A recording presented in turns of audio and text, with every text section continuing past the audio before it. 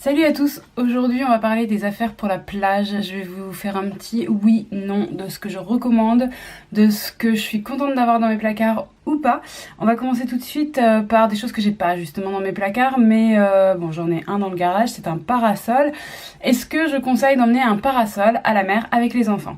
Non, si votre enfant est capable de se déplacer, parce qu'il y a très peu de chances qu'il reste sous le parasol. Oui, si votre enfant est vraiment très petit, pour avoir un petit endroit quand même où le mettre à l'ombre. Mais à partir du moment où il se déplace, ça devient vraiment très très galère. Donc ça peut être pratique sinon si vous avez des choses à entreposer que vous voulez entreposer à l'ombre. Mais comme en général quand on part à la plage avec un enfant, on est déjà très encombré. Prendre le parasol ou pas, c'est vraiment quelque chose qui se réfléchit. De la même façon, la tente anti-UV que beaucoup de gens ont, perso, je la trouve pas bien du tout parce que déjà, ça a tendance à conserver la chaleur à l'intérieur. Forcément, en plein soleil, voilà, ça va donc garder tellement de chaleur à l'intérieur que ça fait un petit sauna. Et pour mettre bébé dedans, je pense que c'est pas terrible. Et puis, en plus, quand il y a un petit peu de vent, et c'est quand même assez fréquent à la plage, ça prend tout de suite très vite le vent et ça devient désagréable, à la fois au niveau du bruit que ça fait et puis bah voilà, au niveau de l'éventuel déplacement qui peut se produire sur la tente si vous n'avez pas pris soin d'enterrer un peu dans le sable, etc. Donc moi perso, c'est pas le genre de produit dont je suis adepte. On reste dans les trucs que j'aime pas trop tant qu'on y est. J'avais acheté ceci qui est un... Bon bah c'est pour les plus grands, hein, c'est pas pour les tout petits bébés. C'est à partir de 19 kilos comme vous pouvez le voir, je pense ici. C'est un système en fait de maillot de bain avec un flotteur intégré là, donc vous voyez ça s'ouvre, ça s'enfile et puis ça fait voilà un système de flottaison.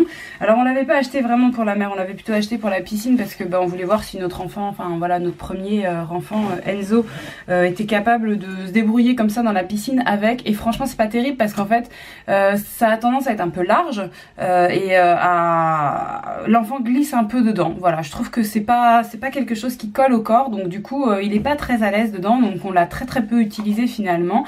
On préfère le laisser libre de ses mouvements et rester proche de lui tout simplement, puisque de toute façon même avec un système de flottaison vous pouvez pas laisser votre enfant sans surveillance, que ce soit ça, que ce soit des brassards, que ce soit une bouée. Attention, la bouée ça fait partie des objets les plus dangereux parce que si la bouée se retourne, l'enfant n'a aucun moyen de revenir dans le bon sens. Les brassards c'est ce qui reste je crois le plus sécuritaire, mais nous on en a, franchement on trouve pas du tout que ce soit suffisamment sécurisant pour laisser l'enfant jouer tout seul dans l'eau. Il faut toujours qu'on soit vraiment très proche de lui. Donc aucun système de flottaison n'est à mon sens vraiment complètement indispensable. On peut se passer de tous les systèmes et je pense que tant que l'enfant sait pas nager, tout simplement on reste à côté de lui.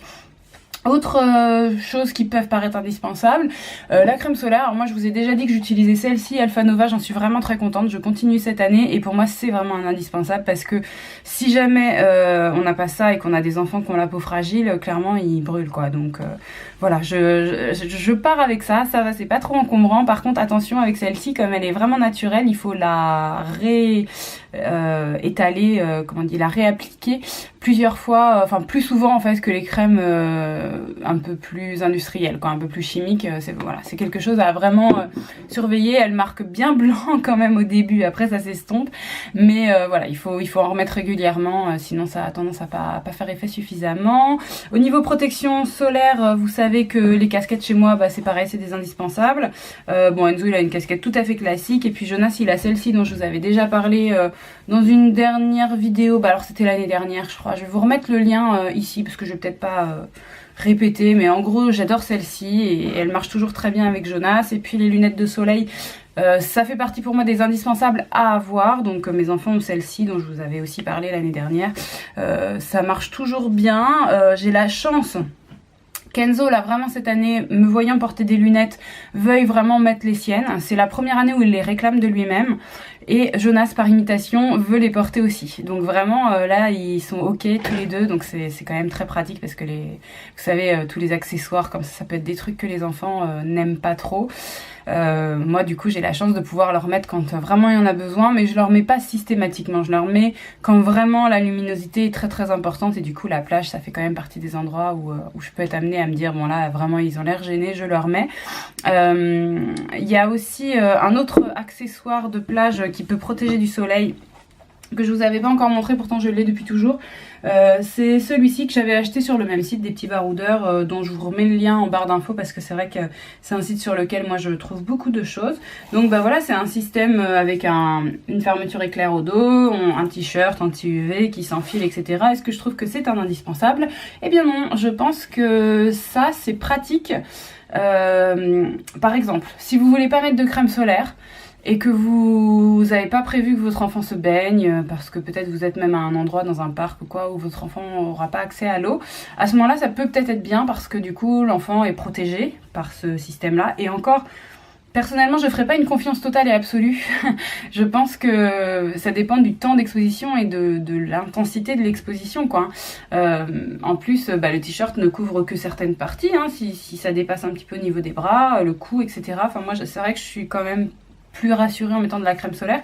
Mais surtout ce que je reproche à ce système là, c'est que du coup voilà, on l'enfile une fois. Et puis bon, celui-ci est assez facile à enfiler, c'est quand même l'avantage, il est assez souple, il colle pas trop à la peau. Attention, il y en a certains qui sont vraiment très très plastiques et c'est désagréable sur la peau, donc les enfants ils vont pas aimer. Celui-ci ça va, mais par contre si jamais je suis à la mer, que mon enfant va se baigner et qu'il revient et qu'il a hyper froid, parce que vous savez que les enfants ça va se baigner même dans une eau hyper froide, il revient, il a froid et là j'essaye de l'essuyer. Sauf que tant qu'il aura ce t-shirt, il aura toujours froid, donc je lui enlève, le t-shirt est mouillé et après à réenfiler mouillé, ça sert à rien, je veux dire ça n'a pas d'intérêt. Donc l'enfant s'est baigné, a enlevé son t-shirt et n'a plus rien pour le protéger. Ou alors on lui laisse ça, mais à ce moment-là il a froid. Donc perso, ça fait pas partie des indispensables, on l'a, et pour vous dire, on ne l'emmène même pas quand on va à la mer. Donc voilà, un achat vraiment à réfléchir. Parmi, on reste dans le vestimentaire. Oh purée, j'ai fait tomber le seau. Je reviens. Je parle pas du seau là pour l'instant, je reste dans le vestimentaire. Enfin, c'est pas vraiment vestimentaire, c'est chaussures. Vous connaissez sans doute tous ce système de chaussures, ça s'appelle les Crocs pour ceux qui connaissent pas. Alors, je travaille en secteur hospitalier. Et en secteur hospitalier, il faut savoir que beaucoup de gens portent des Crocs. Donc pour moi, les Crocs, c'était vraiment un truc d'hôpital, quoi. Et jamais j'aurais pensé en acheter à Enzo parce que voilà, je trouvais que c'était pas beau, que c'était... même, je me disais, c'est pas des bonnes chaussures, etc. Sauf qu'on a des voisins qui nous en ont passé. Donc bon, on a dit, ok, on les prend, on va bien voir, on va peut-être en utiliser une fois ou deux, enfin bref. Et on les avait mis dans le placard quand Enzo les avait découverts. Mon Dieu, ça avait été un coup de cœur absolu. Il avait plus voulu les lâcher et on s'était dit finalement c'est vrai que ça peut être quand même pratique, et notamment quand on va à la plage. Parce que quand on va à la plage, au retour, si on a des baskets avec des chaussettes, alors il faut enlever les petits grains de sable, remettre les chaussettes, il n'y a rien de plus pénible. Et puis après, quand on a du sable dans les chaussettes, dans les baskets, c'est très désagréable, enfin bref. Alors qu'avec les Crocs, on les enfile, c'est trop large, le sable continue à s'en aller, on s'en fiche, c'est vite fait, quoi. Et du coup on arrive à la maison, on rince les pieds et puis voilà. Donc c'est vrai que dans cette utilisation là je trouve ça super. Et après il faut bien avouer que les enfants sont quand même hyper fans. Là j'ai pu constater avec Jonas le même coup de cœur sur les Crocs qu'il y avait eu avec son frère. J'en ai parlé autour de moi, apparemment il y a d'autres enfants qui aiment ça. Alors je pense que ce sont des chaussures qui sont très faciles à mettre, ils arrivent à les enfiler très vite tout seuls. Moi Jonas il est capable de les mettre, ces Crocs là. Par contre il faut prendre vraiment très grand, je pense, pour que... enfin très grand, je dirais une ou deux pointures au-dessus, pour que l'enfant soit super large dedans. Et puis c'est bien parce que comme ça c'est rentable, ça dure 2 ou 3 ans. Mais voilà, sachez que les Crocs, pour moi ça fait partie vraiment des trucs très intéressants à avoir. Indispensable, je dirais pas, non, parce qu'on peut faire sans, hein, on peut même rester pieds nus, mais voilà, les enfants aiment vraiment bien et ça peut avoir un côté très pratique parce que pieds nus c'est sympa, mais à partir du moment où ils marchent, s'il y a des gravillons, etc., vous savez, ils vont être là, ah, je peux pas marcher, et vouloir aller dans vos bras, vous qui êtes chargés d'innombrables sacs. Donc ça peut être pratique de dire, voilà, je t'essuie vite fait les pieds, tac, tu mets tes Crocs et puis tu me suis, et puis comme ça leur donne aussi un petit peu d'indépendance, c'est pas mal. On arrive donc au matériel de plage un peu, donc je replonge pour chercher le seau. Coucou. Le seau, c'est un indispensable. Pour moi, c'est vraiment, si vous devez emmener qu'un seul truc, c'est ça, parce que ça va servir à plein de choses. Pas forcément à faire des pâtés, parce que bon, faire des pâtés, c'est quand même un truc un petit peu... voilà, il faut avoir la technique. Mais vous allez pouvoir vous amuser à faire des sublimes pâtés et votre enfant s'extasiera dessus. Mais lui, votre enfant, qu'est-ce qu'il va faire? Tout simplement, quand il est petit, il va pouvoir transvaser. Tac, on met dedans, tac, on renverse. Si vous avez 2 seaux, c'est magnifique. On va chercher de l'eau, on la ramène dans le trou. Oh, l'eau s'en va, on retourne chercher de l'eau, on la ramène dans le trou. Enfin voilà. C'est un truc que l'enfant peut vraiment faire. Voilà, ça peut l'occuper, quoi. Vraiment, c'est très sympa. Autre indispensable, la pelle. Alors là, j'en ai pas à vous montrer, mais vous savez à quoi ressemble une pelle. C'est vrai que la pelle, c'est quand même pratique. Alors pas forcément pour votre enfant, mais pour vous. Vous allez comprendre. Votre enfant, quand il creuse au début, il a tendance plutôt à utiliser ses mains et à laisser la pelle à côté. Par contre, vous, quand il vous dit est-ce que tu peux m'aider à faire le trou, à remplir le seau, je sais pas quoi, vous allez peut-être vous lasser beaucoup plus vite d'utiliser vos 5 doigts, et donc du coup avec la pelle vous allez être content de pouvoir aller un petit peu plus vite, et puis voilà, au fur et à mesure qu'ils grandissent, et ben la pelle, ils seront contents d'en avoir une. En revanche, le râteau, alors bon là celui-là est microscopique, il y en a des plus grands bien sûr, mais quelle que soit la taille, enfin j'ai pas l'impression que ça les passionne vraiment grandement. Je pense que l'utilisation du râteau, c'est plutôt pour les plus grands, vraiment, qui veulent faire des trucs hyper sophistiqués avec le sable, mais on peut tout à fait se passer d'un râteau. Pour moi, ça reste juste seau, pelle, moule, vous savez, qui sert à faire vraiment des trucs un peu sophistiqués pour les plus grands aussi. Et tamis, alors là, franchement, si vous voyez des enfants utiliser un tamis, allez-y, dites-le moi en commentaire, parce que tamis, ça veut quand même dire que on cherche à faire quelque chose de très précis, de minutieux, etc. Donc bon, pas avec les bébés à mon sens. Après voilà, ils peuvent jouer avec vite fait quoi, hein, voir que voilà, on met du sable, ça c'est cool, mais c'est pas un indispensable. Je dis pas que ça sert à rien si vous avez une valise à emmener à la plage et que vous voulez y rajouter un tamis, allez-y, hein, mais bon, voilà, c'est pas à mon sens un indispensable. Ensuite, qu'est-ce que je voulais dire sur la plage ? Je voulais dire que justement, quand on y va, on a tendance à être assez chargé, donc un des trucs qu'on peut enlever dans le matériel qu'on emmène, pardon, c'est les serviettes de plage pour les enfants. C'est-à-dire que, bon, sauf si vous avez prévu qu'ils se baignent pour les essuyer, etc. Mais à ce moment-là, vous avez peut-être pas besoin d'avoir une vraie grosse serviette éponge à étaler par terre. Vous pouvez avoir les petites serviettes en microfibre qui essuient très bien et qui prennent beaucoup moins de place. Parce qu'il y a très peu de chances que votre enfant s'allonge sur sa serviette. Vous savez, quand on est adulte, qu'on n'est pas encore parent et qu'on va à la plage, souvent, on étale sa serviette, on s'allonge dessus. Et donc, il faut en général une serviette par personne. Donc, on se dit, tiens, j'ai un enfant, j'amène une serviette pour lui. Sauf que votre enfant, il va pas spécialement faire la différence entre l'espace de sable et l'espace de serviette. Et d'ailleurs, il est très probable que sur votre serviette, il y ait à peu près autant de sable qu'à côté de votre serviette. Puisque l'enfant, il passe dessus, voilà, il a du sable plein les pieds. Et puis, il a pas capté que c'était un endroit que vous vouliez garder un petit peu, voilà, plus confortable. Vous pouvez essayer de lui expliquer, bien sûr, hein, je ne dis pas le contraire. Mais c'est pas dit qu'ils comprennent tout de suite.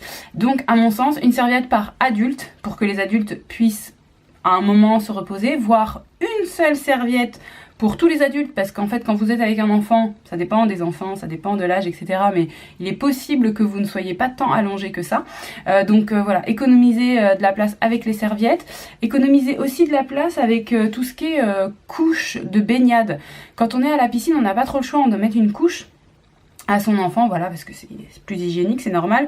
Mais quand on est à la mer, je pense qu'on peut s'autoriser soit de laisser son enfant juste avec un petit slip de bain, soit de le laisser même avec un slip classique en fait. On n'est pas obligé de lui mettre une couche, tout simplement. Si vous êtes à une période où votre enfant a beaucoup de sel liquide dans la journée, bon, ça peut être un peu galère à ce moment-là, peut-être mettre une couche, mais sinon ça peut être un bon moment pour lui laisser un petit peu plus d'air à passer au niveau des fesses. Alors je suis pas pro laisser l'enfant tout nu sur la plage, je trouve que ça respecte pas son intimité, mais je trouve que un petit short de plage, voilà, ça fait très bien l'affaire. Moi Jonas il est pas propre, mais quand je le mets à la plage, je ne lui mets pas de couche, et au pire il fait pipi à certains moments inappropriés, et puis voilà, ça reste un pipi d'enfant, hein, c'est pas un pipi de bœuf, hein. Je sais pas si vous avez déjà vu un bœuf faire pipi, mais c'est la douche, un enfant ça n'a rien à voir, c'est voilà, un petit peu de pipi qui coule, on rince avec de l'eau de mer et puis c'est réglé.